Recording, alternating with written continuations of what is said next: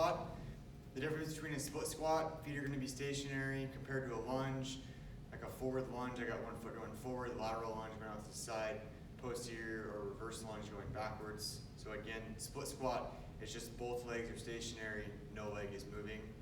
We can load this in a bunch of different ways. We could put a barbell on our back, do a back-loaded barbell split squat. We could go an anterior-loaded barbell split squat. We could go goblet split squat. We could go dumbbells at our side split squat. We could go single dumbbell. The opportunities there are endless. So pay attention to your programming.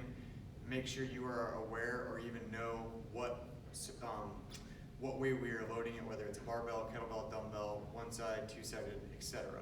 So when we get set up, we like to cue a split squat to work on a couple things at once. So again, as always with lunge variations or split squat, we want our feet to still stay hip width apart so we're stable. We're gonna focus on getting in a wide enough stance to where I can work on hip extension on my back leg and I can work on ankle dorsiflexion or loading my knee over my toe on my front leg. That allows us to elongate the front of the back hip, also while loading the quad on the front side and working on our ankle mobility all at the same time. So when I get set up, I'm going to kind of turn my glute on, not forcefully, but just enough to kind of keep my hip engaged. I'm trying to keep my torso relatively vertical, and then I'm driving my knee as far forward as I can without allowing my heel popping off the ground, coming to depth, and back up. So it's a little bit of a diagonal load.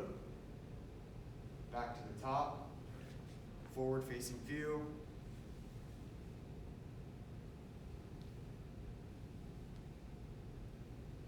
And as with all the other movements, quality over quantity, emphasis being getting into hip extension on the back hip.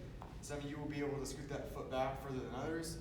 Play with it. You'll feel a little bit of a pull across the front of the hip up into the oblique. And then on the front side, we're keeping that heel down. So you may have to minimize your range of motion if you're not able to hit those objectives. So limit the range of motion, and then over time, you'll be able to increase the range of motion as those tissues elongate and your mobility improves.